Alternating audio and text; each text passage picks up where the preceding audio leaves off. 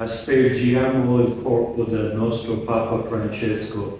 Makao makuu ya kanisa Katoliki Vatikani yametoa picha za jeneza lenye mwili wa Papa Francis ukiwa umevalishwa vazi jekundu na rozali mkononi. Picha hizo zimepigwa katika kanisa la Casa Santa Marta ambalo liko katika yaliyokuwa makazi ya marehemu Papa Francis aliyefariki Jumatatu Aprili 21 akiwa na umri wa miaka 88. Ikumbukwe kuwa mkurugenzi wa kurugenzi ya afya jimbo la Vatikani, Dr. Andrea Alcangeli, alitoa ripoti rasmi ya matibabu kuhusu kifo cha Papa Francis ambayo yalithibitishwa kwa njia ya uchunguzi wa kifaa cha kupima mapigo ya moyo electrocardiographic. Chanzo cha kifo cha Papa Francis kimetambuliwa kuwa ni kiharusi, kikifuatiwa na kukosa fahamu na mshtuko wa moyo. Holy See, ofisi ya habari ya Vatican jana Jumatatu jioni, imesema kuwa Dr. Andrea Alcangeli, mkurugenzi wa kurugenzi ya afya wa jimbo la Vatican City, alitoa cheti rasmi juu ya kifo hicho. Kulingana na ripoti ya matibabu, Papa alikuwa na historia ya kushindwa kupumua kulikokuwa kunatokea ghafla na mara kwa mara